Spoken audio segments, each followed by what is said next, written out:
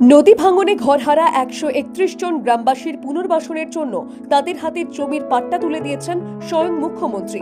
তাদেরই হাল হাকিকত জানতে সোমবার এলাকায় পৌঁছন মেয়র গৌতম দেব। গত বছর অক্টোবর মাসে শিলিগুড়ি সংলগ্ন ডাবগ্রাম 1 নম্বর পঞ্চায়েতের লালটং ও চমকডাঙ্গি গ্রাম তিস্তার গ্রাসে চলে যায়। গৃহহারা হন 131 জন। মুখ্যমন্ত্রীর উদ্যোগে নদী ভাঙনে ঘরহারা ওই 131 জন গ্রামবাসীর পুনর্বাসনের উদ্যোগ নেওয়া হয়। মুখ্যমন্ত্রী উত্তরবঙ্গ সফরে থাকাকালীন ওই 131টি পরিবারের হাতে পাট্টা তুলে দেন। মাজুয়া বস্তিতে পুনর্বাসন পাওয়া এই 131টি পরিবারের গ্রামটিকে তিস্তাপল্লী নামকরণ করেন মুখ্যমন্ত্রী। সোমবার ওই গ্রামের পরিস্থিতি খতিয়ে দেখতে গিয়ে এই উদ্যোগের জন্য মুখ্যমন্ত্রীকে ধন্যবাদ জানান গৌতম দেব। পরিবেশ পরিস্থিতি দেখে আমি মাননীয় মুখ্যমন্ত্রীকে একটা মেসেজ পাঠাই হোয়াটসঅ্যাপের মাধ্যমে। তাকে বলি আমি যে দিদি এইভাবে এখানকার প্রায় 131টি পরিবার, এরা অনেক পুরনো জনজাতি গোষ্ঠী, এরা বেশিরভাগই শিডিউল ট্রাইব সম্প্রদায়ভুক্ত। সেখানে নেপালি ভাষাভাষী মানুষ আছে এবং অন্যান্য ভাষাভাষী মানুষও আছেন। এরা যে জায়গাতে জলমগ্নতা হচ্ছে, তিস্তা কেটে নিয়ে ঢুকে যাচ্ছে পাহাড়ি নদী, তার একটা আপন গতিতে সে ছুটে বেড়ায়। তো এরা যখন জঙ্গলের মধ্যে উঁচু জায়গায় আশ্রয় নিচ্ছে, সেখানে হাতি অনেক সময় আসছে। তখন উনি বললেন যে এদের পুনর্বাসনের ব্যবস্থা প্রশাসন থেকে করতে হবে। খুব দ্রুত ওই ঘরহারাদের রাজ্যের বাংলার বাড়ি প্রকল্পের নিজস্ব বাড়ি তৈরি করে দেওয়া হবে।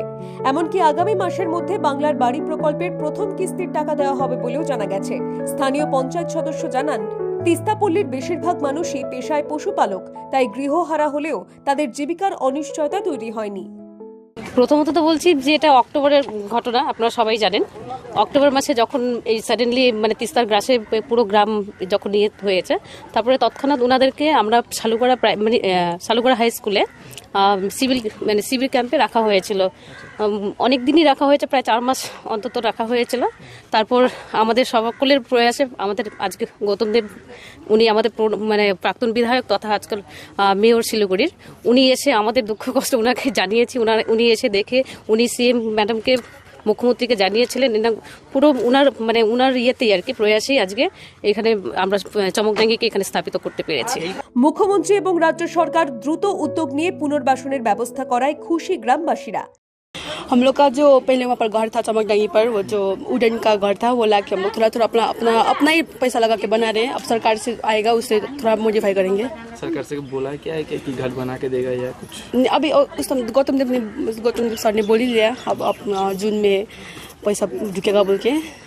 तो हम लोग भी होप कर रहे हैं जल्दी पैसा ढुके और हम लोग को अपना काम। जितना दिन घर नहीं रहेगा तो आप लोग को तिरपाल या ऐसा करके तो रहना पड़ेगा। जी लेना पड़ेगा उतना दिन तक।